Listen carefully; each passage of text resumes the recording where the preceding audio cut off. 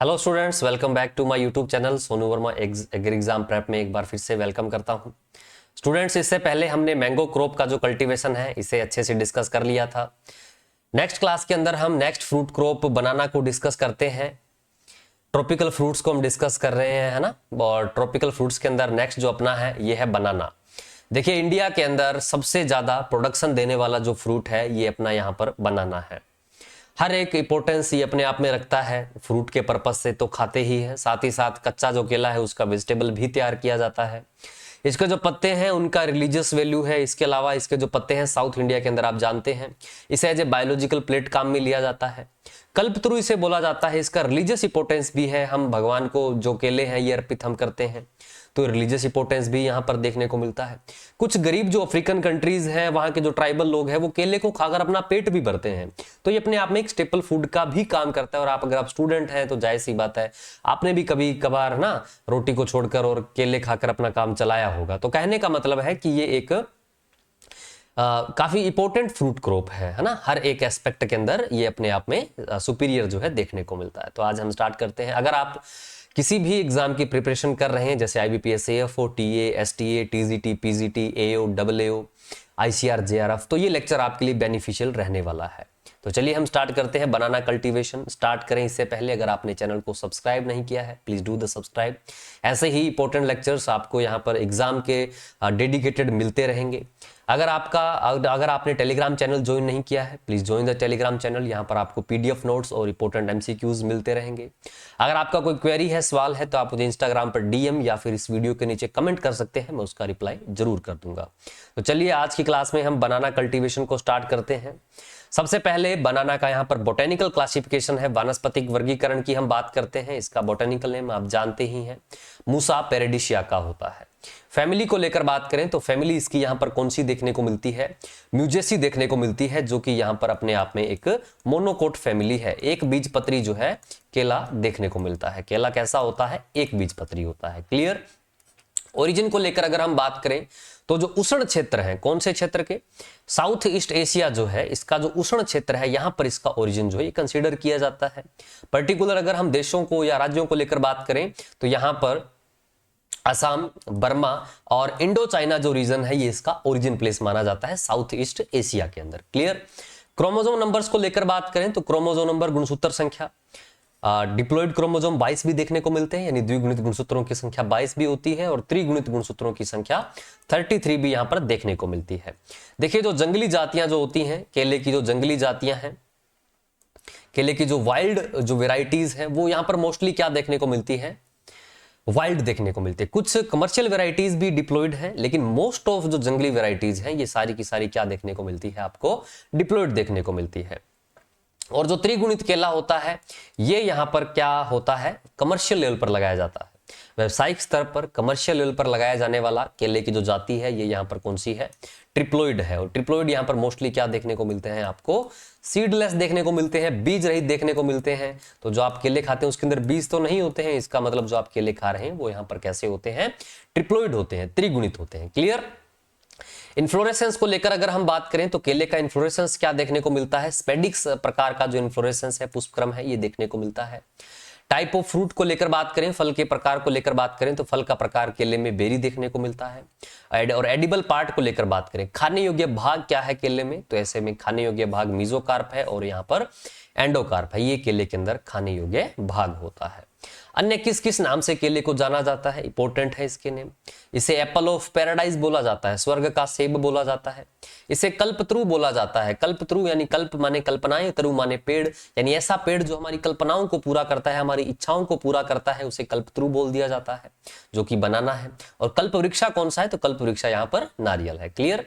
इसके अलावा इसे प्लांट ऑफ वर्च्यू बोल दिया जाता है, यानी नैतिकता का पौधा बोल दिया जाता है इसे।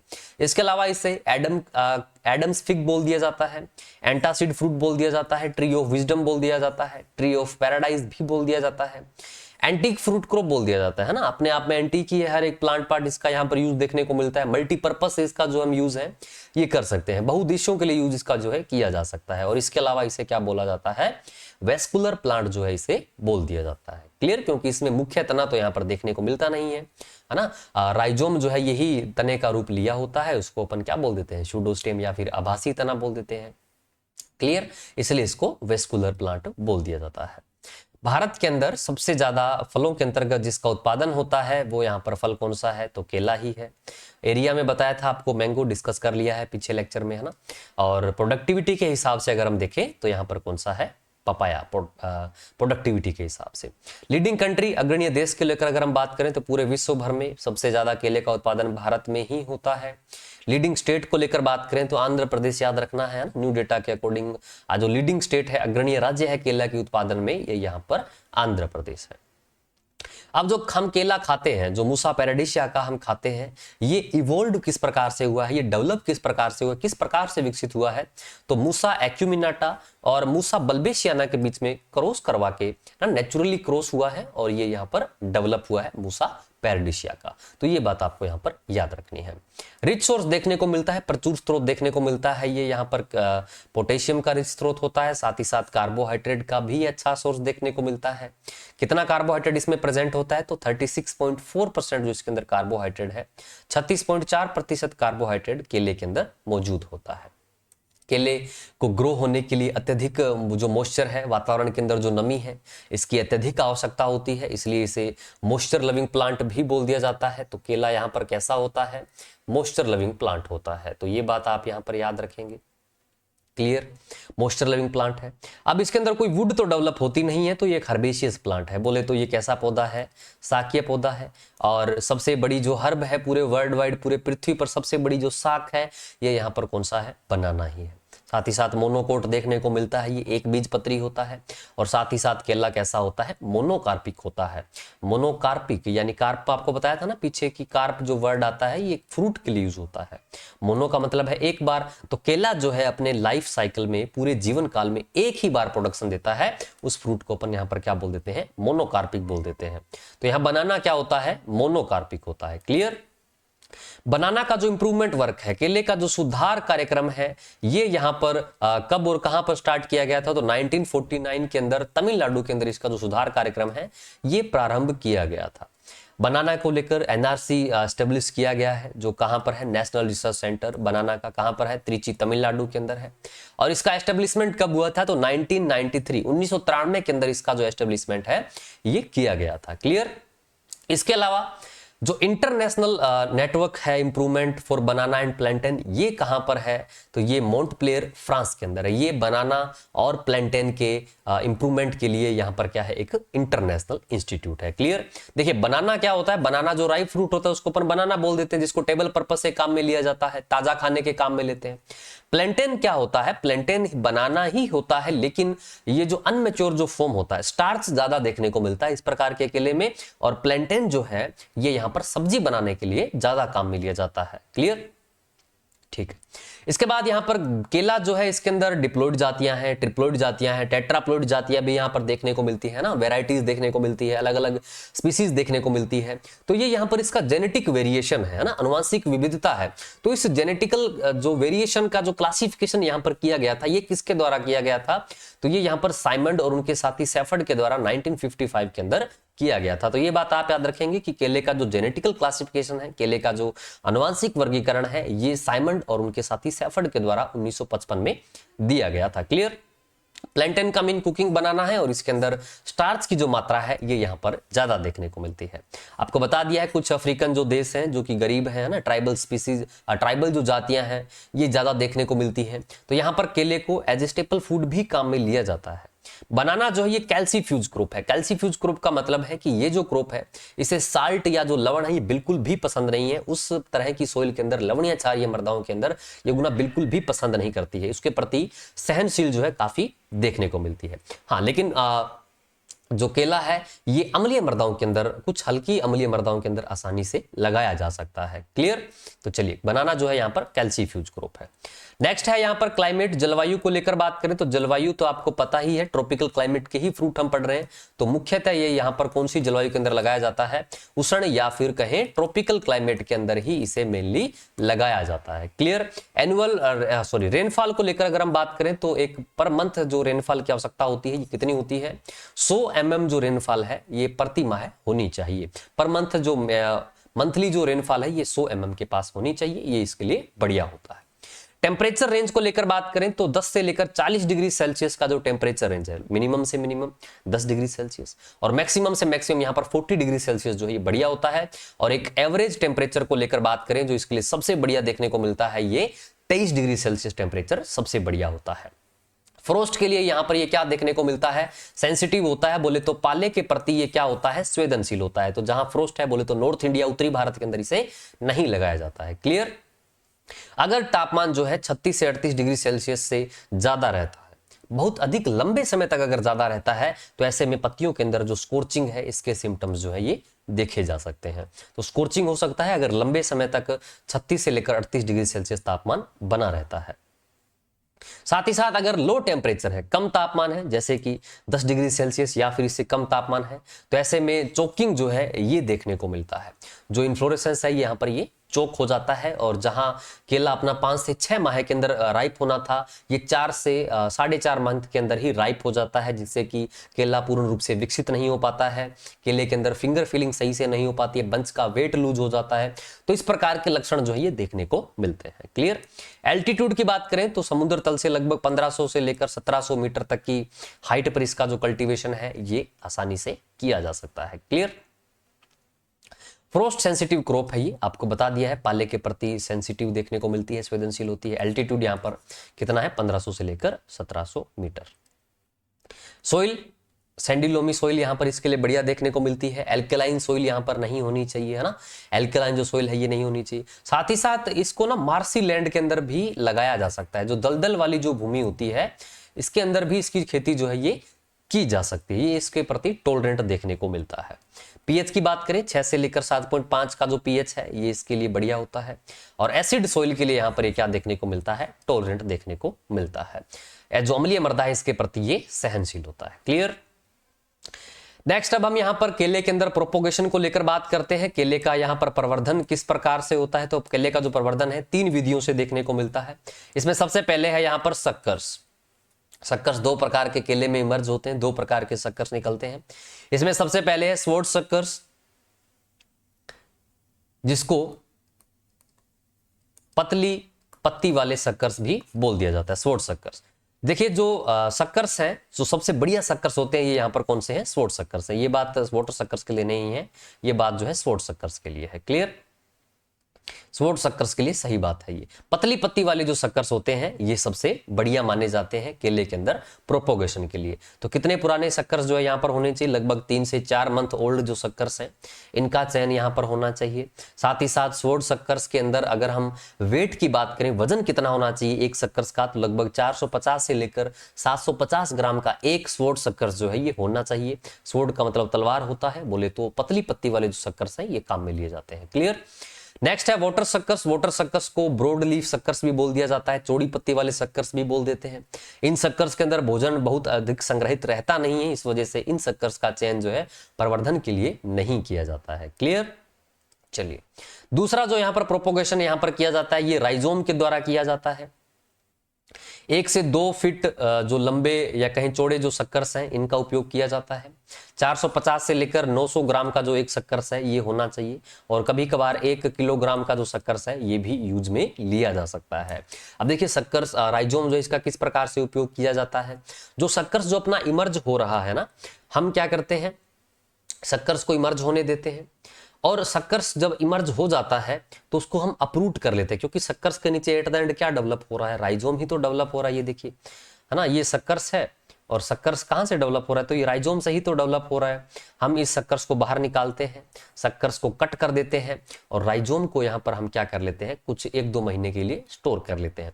जब भी हमें प्रोपोगेशन करना होता है, इसको हम टुकड़ों में काटते हैं और नई मृदा या नई मिट्टी के अंदर लगा लेते हैं। यहाँ राइजोम से नया प्लांट जो है ये तैयार हो जाता है। तो ये राइजोम के द्वारा भी प्रोपोगेशन किया जा सकता है। और इसके अलावा केले का जो प्रोपोगेशन है ये टिश्यू कल्चर बोले तो उत्तक संवर्धन के द्वारा भी किया जाता है। और उत्तक संवर्धन के लिए अलग अलग एक्सप्लांट हमें काम में लेना पड़ता है। ये सारे टॉपिक हमने कर लिए हैं, अलग से प्लेलिस्ट बना दी गई है, आप वहां पर जाकर देख सकते हैं, है ना, उन लेक्चर्स को भी। कौन सा पार्ट यहाँ पर एक्सप्लांट के तौर पर काम में लेते हैं, तो शूट टिप जो होता है, शीर्ष का जो तने का जो शीर्ष भाग होता है, शूट का जो टिप होता है, ये यहाँ पर क्या लिया जाता है, एक्सप्लांट के तौर पर काम में लिया जाता है। और टिश्यू कल्चर से प्लांट जो है ये तैयार किए जाते हैं। मेन ऑब्जेक्ट क्या होता है, ताकि टिश्यू कल्चर से जो हम प्लांट तैयार कर रहे हैं वो ये क्या देखने को मिले, वायरस फ्री देखने को मिले। वायरस के प्रति मुक्त पौधा तैयार करने के लिए हम केले के अंदर टिश्यू कल्चर जो है ये काम में लेते हैं। Clear. Popular tissue culture variety कौन सी है, जो कि मेनली टिश्यू कल्चर से ही तैयार की जाती है, तो ग्रांड नैन जो वेराइटी है ये मेनली टिश्यू कल्चर के द्वारा तैयार की जाती है। क्लियर। तो ये प्रोपोगेशन को लेकर था। प्लांटिंग, फ्लावरिंग, फ्रूटिंग को लेकर बात करें तो टाइम ऑफ प्लांटिंग जो है जून जुलाई के दौरान इसका पौधरोपण जो है किया जाता है। गड्ढे का जो आकार है ये 45 सेंटीमीटर क्यूब के आसपास रखा जाता है। प्लांटिंग डिस्टेंस को लेकर बात करें तो 1.8 से लेकर 3 मीटर स्क्वायर का जो प्लांटिंग डिस्टेंस है ये रखा जाता है। बाकी वेराइटी टू वेराइटी डिपेंड करता है हम कौन से प्रकार की वेराइटी को लगा रहे हैं। क्लियर। फ्लावरिंग टाइम को लेकर बात करें तो लगभग प्लांटिंग के या रोपण के 9 महीने बाद जो पुष्पन है ये देखने को मिल जाता है। अब हार्वेस्टिंग को लेकर बात करें तो यहाँ पर 2 प्रकार की किस्में जो है ये देखने को मिलती है केले के अंदर। एक ड्वार्फ वेराइटीज देखने को मिलती है और दूसरी टाल वेराइटीज देखने को मिलती है, यानी बोनी किस्में देखने को मिलती है, लंबी किस्में देखने को मिलती है। बोनी किस्मों के अंदर यहाँ पर प्रोडक्शन क्या देखने को मिलता है, ज्यादा देखने को मिलता है, और लंबी किस्मों में प्रोडक्शन क्या होता है, कम होता है। अगर हम हार्वेस्टिंग को लेकर बात करें तो यहां पर जो ड्वार्फ जो किस्में होती हैं ये लगभग 11 से 14 महीने में फलन दे देती हैं और इनको हार्वेस्ट किया जा सकता है। वहीं अगर हम लंबी किस्मों को लेकर बात करें, टोल वेराइटीज को लेकर बात करें तो ये जो किस्में हैं ये लगभग 14 से 16 मंथ में इनके फ्रूट जो है मैच्योर हो जाते हैं, परिपक्व हो जाते हैं, इनका तोड़ाई जो है आसानी से किया जा सकता है। तो 11 से 14 मंथ ड्वार्फ वेराइटीज के लिए, 14 से 16 मंथ टोल वेराइटीज के लिए। क्लियर। हार्वेस्टिंग का ये टाइम है। अब हम यहां पर बात करते हैं केले के अंदर जहां से क्वेश्चन बहुत ज्यादा बार पूछ लिए जाते हैं, ये है केले के अंदर किए जाने वाले स्पेशल कल्चरल प्रैक्टिसेस। केले की खेती के दौरान हम कौन कौन से क्रियाएं करते हैं, कौन कौन से प्रोसेस प्रैक्टिस किए जाते हैं, उनकी हम बात करते हैं। इसमें सबसे पहले आता है मेटोकिंग।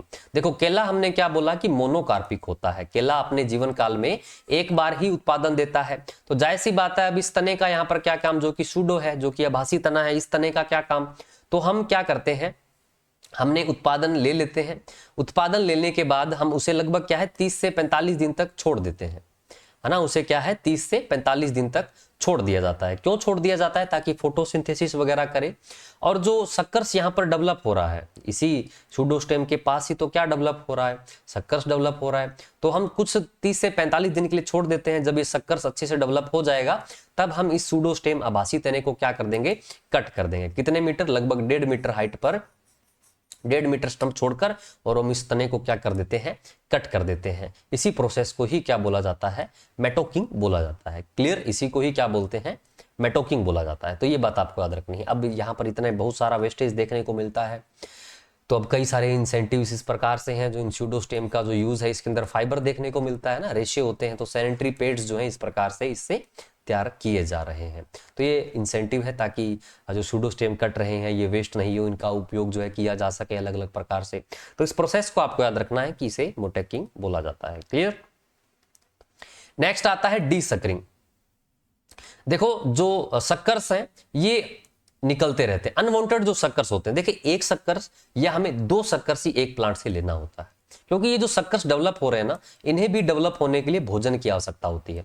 अगर सक्कर्स ही निकलते रहे तो जाहिर सी बात है हमारे फ्रूट का जो बंच है, हमारे फलों का जो गुच्छा है, वो कब डेवलप होगा, उसके अंदर फिंगर फिलिंग कब होगा, है ना, वो सही प्रकार से विकसित कब होंगे। तो हमें सक्कर्स बहुत अधिक मात्रा के अंदर नहीं लेने हैं। हमें जो अनवांटेड जो सक्कर्स हैं उनको हमें टाइम टू टाइम कट करते रहना होता है। इसी प्रोसेस को ही क्या बोला जाता है, डी सकरिंग बोला जाता है। इसी प्रोसेस को क्या बोलते हैं, डी सकरिंग बोला जाता है। क्लियर। तो ये होता है डीसकरिंग। इसके लिए हम क्या कर सकते हैं, दो मेथड का उपयोग किया जा सकता है। देखिए जो 3 से 5 ड्रॉप होती हैं, 3 to 5 ड्रॉप्स जो होती हैं केरोसिन ऑयल, जिसको मिट्टी का तेल बोल देते हैं, ये डाल दिया जाता है। ये इससे क्या होगा, शक्कर्स के जो वेस्कुलर जो पार्ट है ना, जो स्वहनी ऊतक है, जाइलम फ्लोएम, उसके अंदर केरोसिन जाएगा और जो शक्कर्स होगा वो क्या हो जाएगा, सूख जाएगा। तो इस प्रकार से खत्म किया जा सकता है। और इसके अलावा यहाँ पर क्या किया जा सकता है कि साउथ इंडिया के अंदर यहाँ पर क्रो बार जो है इसका उपयोग किया जाता है। एक विशेष प्रकार का यंत्र होता है, उसके द्वारा हम शक्कर्स को क्या कर देते हैं, कट कर देते हैं। तो डीसकरिंग दो मेथड से यहाँ पर मेनली जो है की जाती है। क्लियर। तो डीसकरिंग जो है बनाना के अंदर करते हैं, अनवांटेड शक्कर्स को हम हटा देते हैं, इसे डीसकरिंग बोल दिया जाता है। इसके बाद आता है डीनवेलिंग या फिर इसको डीबेलिंग भी बोला जाता है। अब ये डीनवेलिंग या फिर डीबेलिंग क्या होता है, देखिए केले के अंदर फ्रूट किस प्रकार से डेवलप होते हैं, तो केले के अंदर तो फ्रूट यहाँ पर डेवलप होते हैं पार्थेनोकार्पी से। पार्थेनोकार्पी क्या होता है, बिना फर्टिलाइजेशन के अगर फ्रूट डेवलप हो जाता है, बिना निषेचन के अगर फ्रूट डेवलप हो जाता है, तो उसे फिर क्या बोल दिया जाता है, पार्थेनोकार्पी बोल देते हैं। केले के अंदर तो पार्थेनोकार्पी से फ्रूट डेवलप होते हैं। तो जो स्पेडिक्स है उसके अंदर नर भाग का क्या काम हुआ, नर भाग का तो कोई काम नहीं है, परागण पर निषेचन की तो जरूरत ही नहीं है। तो हम क्या करते हैं, ये जो मेल बड जो यहाँ पर डेवलप हो रहे हैं, नर जो कलिकाएं विकसित हो रही हैं, इनको हम स्पेडिक्स को खोलकर इन नर कलिकाओं को, मेल बड को हम क्या कर देते हैं, हटा देते हैं। इसे ही क्या बोला जाता है, डीनवेलिंग या फिर डीबेलिंग बोला जाता है। ये हम प्रोसेस कर देंगे तो जाहिर सी बात है, जो ये नर कलिकाएं डेवलप हो रही हैं, इसको भी तो भोजन की आवश्यकता होती है। तो जो फ्रूट डेवलप होगा वो अच्छा डेवलप होगा, अच्छा उत्पादन हमें देखने को मिलेगा। क्लियर। तो ये डीनवेलिंग या फिर डीबेलिंग है। इस जो ये बेलिंग हम करते हैं, इन मेल बर्ड का जो यूज है, ये वेस्ट बंगाल के अंदर सब्जी बनाने के तौर पर भी किया जाता है, जिसको अपन क्या बोल देते हैं, बेल भी बोल देते हैं।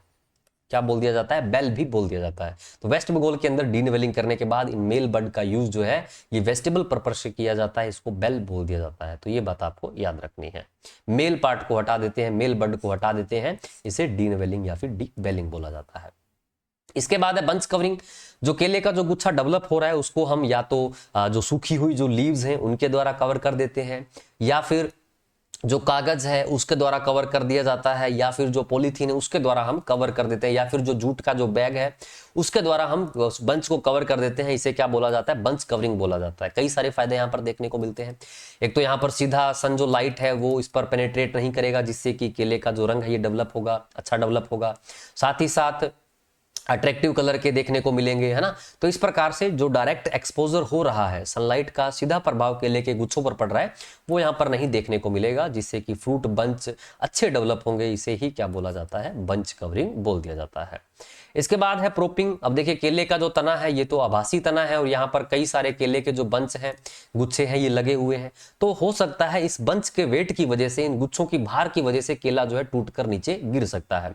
केले का जो सूडोस्टेम है वो नीचे गिर सकता है, तो हमें इसे सहारा देना होता है।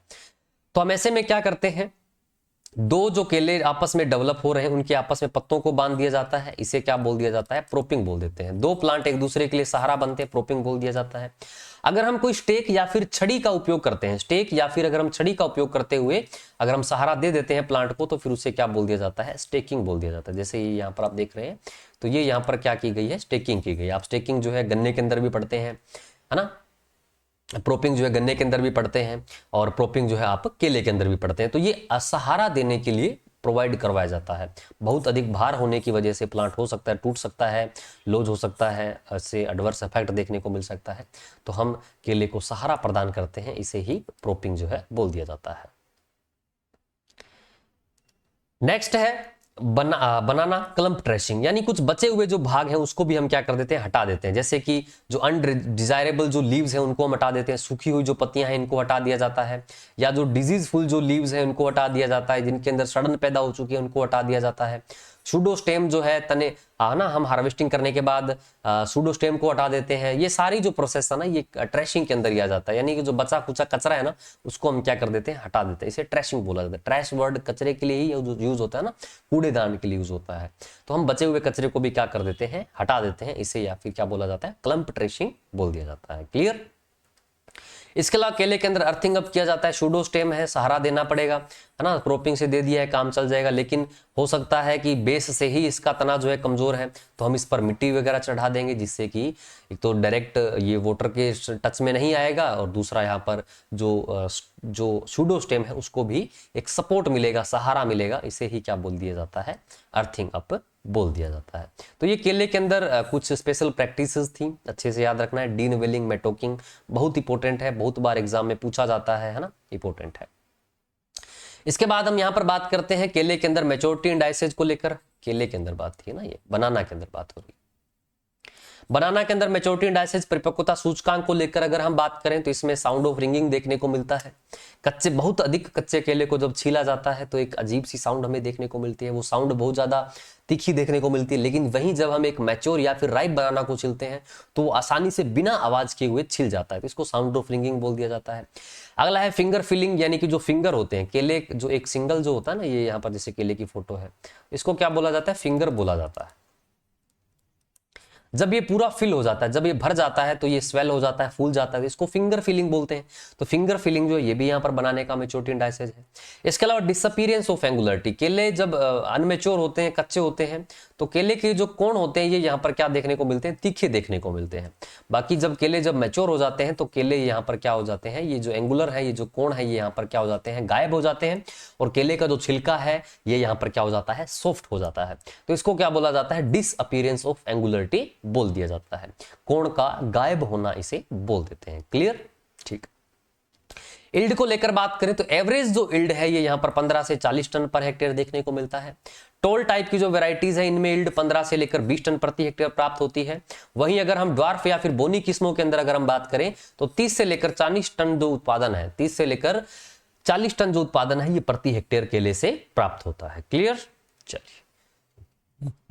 स्टोरेज को लेकर बात करें, मैच्योर ग्रीन जो केला है अगर हम उसे सीधे ही स्टोर करना चाहते हैं बिना कंट्रोल एटमॉस्फेरिक, है ना, अगर हम नॉर्मली स्टोर हाउस के अंदर स्टोर करना चाहते हैं बिना किसी एनवायरनमेंट कंट्रोल के, तो अगर हमें करना चाहते हैं तो इथाइलिन फ्री होनी चाहिए एयर, है ना, उसके अंदर इथाइलिन नहीं होनी चाहिए, और इस प्रकार से हम लगभग 3 हफ्तों तक स्टोर करके रख सकते हैं। और अगर हम कंट्रोल्ड एटमॉस्फेरिक स्टोरेज का यूज ले रहे हैं जहां पर हम वातावरण के अंदर जो गैसेस का जो कंपोजिशन है उसको भी अगर हम कंट्रोल कर रहे हैं तो ऐसे में 6 हफ्तों तक केलों को स्टोर करके रखा जा सकता है। नॉर्मली स्टोर हाउस के अंदर 3 हफ्तों तक स्टोर करके रख सकते हैं, सीए स्टोरेज के अंदर केले को 6 हफ्तों तक स्टोर करके रखा जा सकता है। और एवरेज जो टेम्परेचर रखा जाता है स्टोरेज के लिए ये कितना रखते हैं, 13 से लेकर 40 डिग्री सेल्सियस जो टेम्परेचर है ये रखा जाता है। रिलेटिव ह्यूमिडिटी को लेकर बात करें तो 85 to 95% रिलेटिव ह्यूमिडिटी जो है ये केले के अंदर रखी जाती है ड्यूरिंग स्टोरेज। क्लियर। राइपनिंग को लेकर बात करें, अनमेच्योर या मैच्योर बनाना को तोड़ा जाता है, उसे आर्टिफिशियली ही राइप करते हैं। तो इथाइलिन अगर हम गैस के रूप में देते हैं तो 100 से लेकर 150 ppm की आवश्यकता रहती है। इथरल अगर हम सॉल्यूशन तैयार करके उसके अंदर केले को डिप करके ट्रीट करते हैं तो ऐसे में 1000 ppm का सॉल्यूशन जो है तैयार किया जाता है। इसके अलावा कैल्शियम कार्बाइड का यूज किया जाता था, अब नहीं करते हैं क्योंकि इसका जो हार्मफुल जो रिएक्शन है ये हमारी बॉडी पर देखा गया। उसके बाद इसे इंडिया के अंदर बैन कर दिया गया कि कोई भी जो क्लाइमेक्ट्रिक फ्रूट है उसे हमें कैल्शियम कार्बाइड से मैच्योर राइप नहीं करना है। तो ये कैल्शियम कार्बाइड है, ये एसिटिलीन गैस को रिलीज करता है ना, एसिटिलीन गैस को रिलीज करता है जो कि केलों को पका देता है। पहले किया जाता था, अब नहीं करते हैं। इसके अलावा क्योरिंग से भी केले को पकाया जा सकता है। केला जहां पक रहा है उसके आसपास हम धुआं उत्पन्न कर देते हैं, इससे यहाँ पर बनाना जो इसके अंदर इथाइलिन रेट फास्ट देखने को मिलती है और केला यहाँ पर क्या हो जाता है, पक जाता है। ऐसा कहां पर प्रैक्टिस किया जाता है, तमिलनाडु और महाराष्ट्र के अंदर केले को क्योरिंग के द्वारा भी राइप किया जाता है। ये यहाँ पर महाराष्ट्र लिखा हुआ है, ठीक है, महाराष्ट्र। चलिए, वेराइटीज ऑफ बनाना को लेकर हम बात करते हैं। ये यहाँ पर इंपोर्टेड वेराइटीज हैं, इनको आपको नाम से भी याद रखना है, बिल्कुल भी नहीं भूलना है। ये वेराइटीज इंडिया के अंदर मेनली लगाई जाती है। मेनली जो डोमिनेंट जो वेराइटीज है यही वाली वेराइटीज है, जैसे कि dwarf Cavendish, robusta, Monthan, Poovan, Nendran, red banana, नैली, सफेद वेलची, बसराई, इसके अलावा अर्दापुरी, रस्थली, कर्पूरावली, करथाली, इसके अलावा ग्रांड नैन। ये कुछ वेराइटीज हैं जो इंडिया के अंदर कमर्शियली लगाई जाती हैं। अब हम पर्पज के बेसिस पर वेराइटीज को देखते हैं। सबसे पहले है टेबल वेराइटीज। टेबल वेराइटीज बोले तो जिन वेराइटीज का उपयोग जो है ताजा खाने के लिए किया जाता है, जिन वेराइटीज का उपयोग ताजा खाने के लिए किया जाता है वो यहाँ पर कौन कौन सी है, पुवन है, ड्वार्फ कैवेंडिश है, रोबुस्टा है, ग्रांड नैन है, रस्थली है, ग्रोस माइकल, विरूपक्षी, नेंद्रन और मोन्थान। इन वेराइटीज का उपयोग जो है ये टेबल पर्पज से किया जाता है। क्लियर। नेक्स्ट है क्यूलिनरी वैरायटीज। क्यूलिनरी बोले तो जिसको हम कुकिंग के लिए काम में ले लेते हैं। कुकिंग के लिए यहाँ पर कौन कौन सी है, तो एक यहाँ पर इंपॉर्टेंट वैरायटी है मोन्थान है, ठीक है। मोन्थान जो वैरायटी है ये यहाँ पर जो है ये क्यूलिनरी पर्पज से काम में ली जाती है। इसके अलावा नेंद्रन जो वैरायटी है ये भी कुकिंग के काम में ली जाती है। हिल बनाना की वैरायटी कौन सी है, जो पहाड़ी क्षेत्रों में लगाई जाती है। वीरू पक्षी जो है ये एक हिल टाइप की वैरायटी है। क्लियर। सिरुमलाई माला वजहाई इसका अनदर नेम है, अन्य नाम क्या है इसका, सिरुमलाई और माला वजहाई। अब हम वैरायटीज के कैरेक्टरिस्टिक्स को देख लेते हैं। सबसे पहले पुअन वैरायटी है। ये जो वैरायटी है ये क्रैकिंग के लिए क्या देखने को मिलती है, रेसिस्टेंट देखने को मिलती है। क्रैकिंग के लिए यहां पर क्या देखने को मिलती है, ये रेसिस्टेंट देखने को मिलती है। ये जो वैरायटी है ससेप्टिबल होती है, बोले तो संवेदनशील ये आपको देखने को मिलती है। किस किस के लिए, बनाना ब्रेक्ट मोजेक वायरस के लिए और साथ ही साथ बनाना के अंदर स्ट्रिक वायरस के लिए, इसके लिए ससेप्टिबल होती है। क्लियर। नेक्स्ट है यहां पर dwarf Cavendish variety. Dwarf Cavendish जो है इंडिया के अंदर सबसे ज्यादा एरिया पर जो लगाई जाने वाली वैरायटी है, लगभग 55% क्षेत्र पर जो लगाई जाने वाली जो वैरायटी है ड्वार्फ कैवेंडिश है। या फिर ड्वार्फ कैवेंडिश एक अपने आप में पूरा ग्रुप है। ड्वार्फ कैवेंडिश के अंदर कई सारी वैरायटीज आ जाती है, तो ड्वार्फ कैवेंडिश और उसके जो भी क्लोन है, जो भी उसके सिलेक्शन है वो लगाए जाते हैं। क्लियर। टेबल पर्पज के लिए मेनली इसे लगाया जाता है, पीछे बात कर ली है। प्रोसेसिंग पर्पज से भी इसे लगाया जाता है, जैसे महाराष्ट्र, गुजरात, बिहार और वेस्ट बंगाल के अंदर इसे मेनली लगाया जाता है। रोबुस्टा वैरायटी, ये जो वैरायटी है ये वैरायटी यहाँ पर ससेप्टिबल देखने को मिलती है। सीगाटोका लीफ स्पॉट जो डिजीज है इसके प्रति यहाँ पर ये क्या देखने को मिलती है, ससेप्टिबल देखने को मिलती है, संवेदनशील होती है। क्लियर। नेक्स्ट वैरायटी है नेंद्रन। ये जो वैरायटी है ये वैरायटी मैच्योर होने के बाद भी स्टार्ची देखने को मिलती है। इसमें स्टार्च जो है ये प्रेजेंट होता है। स्टार्च प्रेजेंट है तो इसका जो पर्पज है ये वेजिटेबल पर्पज से भी इसका यूज किया जाता है। साथ ही साथ इसका जो यूज है ये चिप्स बनाने के लिए भी किया जाता है। क्लियर। ये जो वैरायटी है ससेप्टिबल देखने को मिलती है, संवेदनशील देखने को मिलती है बंचिटो वायरस के लिए, ठीक है, नेमेटोड के लिए और बोरर के लिए। ये वैरायटी बनाना बंचिटोप मोजेक वायरस, निमेटोड और बोरर के प्रति क्या देखने को मिलती है, ससेप्टिबल देखने को मिलती है। इसके बाद है ग्रोस माइकल वैरायटी। ये भी संवेदनशील ससेप्टिबल होती है पनामा विल्ट के लिए।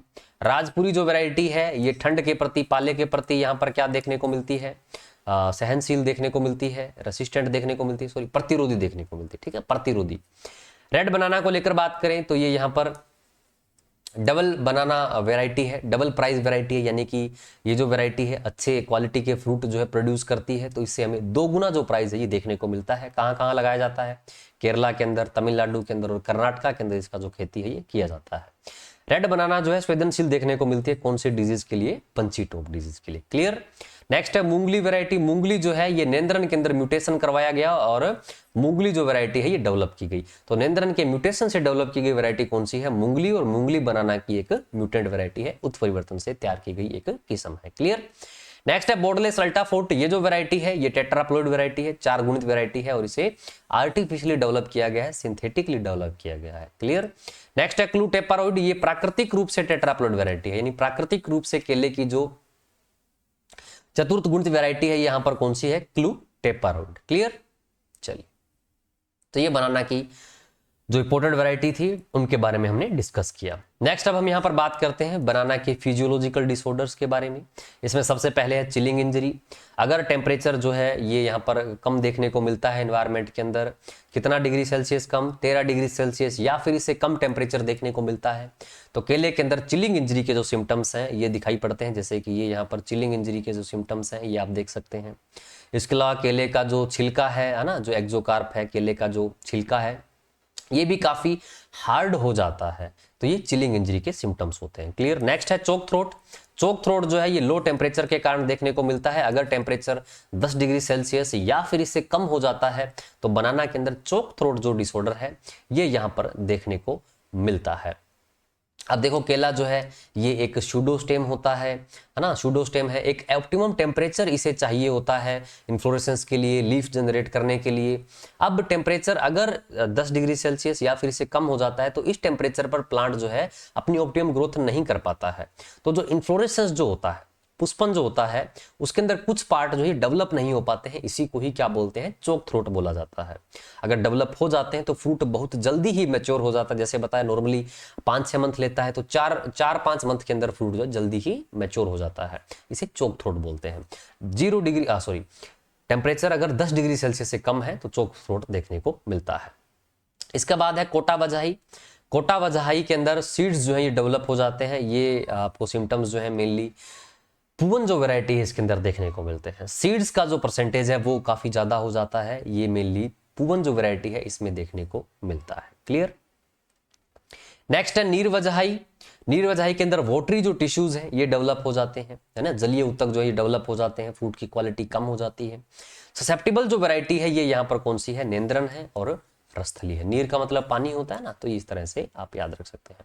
अगला है फिंगर टिप डिसऑर्डर। इसमें इस प्रकार से जो फिंगर का जो टिप होता है उसके अंदर रोटिंग जो है हमें देखने को मिलती है, उसके अंदर सड़न देखने को मिलती है, तो इसे फिंगर टिप डिसऑर्डर जो है बोल दिया जाता है। ये अगर हम हाई डेंसिटी प्लांटिंग पर लगाते हैं, उच्च घनत्व रोपण पर अगर पौधों को लगाया जाता है तो बनाना के अंदर फिंगर टिप जो डिसऑर्डर है ये देखने को मिलता है। इसके बाद फिंगर ड्रॉप है।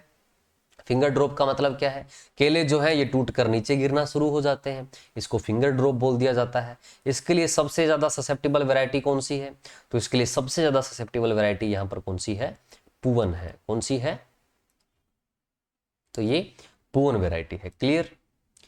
सॉरी, पुवन वैरायटी नहीं है अभी यहाँ पर ना, पुवन वैरायटी नहीं है। फिंगर ड्रॉप आप सीधे ही याद रखिएगा, ससेप्टिबल वैरायटी ये पुवन नहीं है। नेक्स्ट है डिजीज ऑफ बनाना को लेकर अगर हम बात करें, बनाना के अंदर, केले के अंदर कौन कौन से रोग यहाँ पर देखने को मिलते हैं, तो इसमें सबसे पहले है बंची टॉप रोग। इसे किस किस नाम से अन्य जाना जाता है, करली टॉप के नाम से भी जानते हैं, कैबेज टॉप के नाम से भी जाना जाता है, और इसके अलावा इसे स्ट्रेंगल डिजीज के नाम से भी जाना जाता है। शॉर्ट फॉर्म में इसे बनाना बंची टॉप वायरस डिजीज बोला जाता है, बीबीटीवी। तो आपको पता लग चुका है कोजल ऑर्गेनिज्म कौन सा है, वायरस है। ट्रांसमिट किसके द्वारा होता है, फैलता किसके द्वारा है, तो ये एफिड के द्वारा फैलता है, याद रखना है। अगर हमें केला के अंदर पता करना है कि बंची टॉप आया है नहीं आया है, तो इसके लिए हम कौन सा टेस्ट करते हैं, टेट्राजोलियम जो परीक्षण है इसका टेस्ट जो है ये किया जाता है बनाना के अंदर, केले के अंदर, पता लगाने के लिए कि बनाना में tetrazolium virus bunchy top virus है या नहीं। इसमें क्या होता है, केले के जो बंच है जो वो गुच्छे के अंदर ऊपर आ जाते हैं, ऊपर जो है टॉप का जो पार्ट है वो बंच के अंदर डेवलप हो जाते हैं, गुच्छे के अंदर डेवलप हो जाते हैं, जिससे लीव्स जो है फोटोसिंथेटिकली डीएक्टिवेट हो जाती हैं, प्रकाश संश्लेषण कम देखने को मिलता है, बंच डेवलपमेंट जो है कम देखने को मिलता है। यहाँ ये किस प्रकार से आया था, तो 1940 के आसपास ये लगभग साइक्लोन आया था श्रीलंका से इंडिया की ओर, वहां से साइक्लोन में कुछ केले का प्लांटिंग मटेरियल भी आया, उसमें बंची टॉप वायरस जो है इंडिया के अंदर आ गया। तो ये बात आप इसमें यहाँ पर याद रख सकते हैं। नेक्स्ट है यहाँ पर sigatoka disease. Sigatoka leaf spot disease भी इसे बोला जाता है, सिगाटोका लीफ स्पॉट डिजीज बोलते हैं।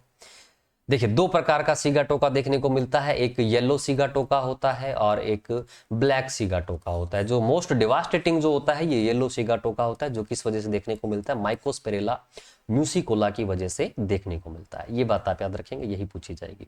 तीसरा डिजीज है पनामा विल्ट डिजीज, या फिर इसको फ्यूजेरियम विल्ट भी बोल दिया जाता है। सबसे पहले इसे पनामा जो कंट्री है यहाँ पर रिपोर्ट किया गया था, इसके जो डिवास्टेटिंग इफेक्ट है ये पनामा के अंदर देखे गए थे। कुछ इस प्रकार से विल्ट जो इसमें देखने को मिलता है, किसकी वजह से होता है, ये फ्यूजेरियम ऑक्सीस्पोरम स्पीसीज क्यूबेंस की वजह से ये देखने को मिलता है, पनामा विल्ट, या फिर इसको फ्यूजेरियम विल्ट के नाम से जाना जाता है। क्लियर।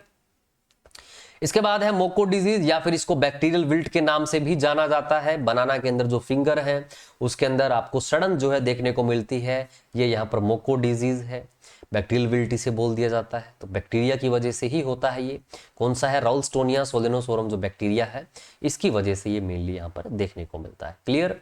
अगला जो डिजीज है ये है इरोविनिया राइजोम रोट, या फिर इसे सॉफ्ट रोट भी बोल दिया जाता है, या फिर इसे टिप ओवर डिजीज के नाम से भी जाना जाता है। इसमें जो राइजोम है ना, ये इसमें क्या हो जाती है, सड़न पैदा हो जाती है, बैक्टीरिया की वजह से ये भी देखने को मिलता है। यूरोविनिया क्रोटोवोरा सब स्पीसीज क्रोटोवोरा की वजह से केले के अंदर ये देखने को मिलता है। तो ये बात आप यहाँ पर याद रखेंगे। क्लियर। इसके बाद है बनाना के अंदर ब्रैक्ट मोज़ेक वायरस, या फिर इसको कोंकण डिजीज के नाम से भी जाना जाता है। वायरस की वजह से होता है ना, ये देखो वायरस मोज़ेक लिखा हुआ है। आपको पता है मोज़ेक जो है ये मोस्ट ऑफ आपके एफिड के द्वारा ही ट्रांसमिट किए जाते हैं, एफिड के द्वारा ही फैलाए जाते हैं। तो ये भी यहाँ पर किसके द्वारा फैलाया जा रहा है, एफिड के द्वारा ही फैलाया जा रहा है। टमाटर का जो मोज़ेक है ये सीड के द्वारा फैलता है। कसावा का जो मोज़ेक है ये यहाँ पर व्हाइट फ्लाई के द्वारा फैलता है। और पिजन पी का जो मोज़ेक है, स्टेरिलिटी मोज़ेक है, ये यहाँ पर किसके द्वारा फैलाया जाता है, तो ये माइट के द्वारा फैलाया जाता है। ये 2-4 अपवाद हैं, याद रख सकते हैं। बाकी मोस्ट ऑफ मोज़ेक जो है यहाँ पर ये एफिड के द्वारा ही फैलाए जाते हैं। कुछ इस प्रकार से सिम्टम्स जो है इसके देखने को मिलते हैं। अगला है बनाना के अंदर स्ट्रिक वायरस।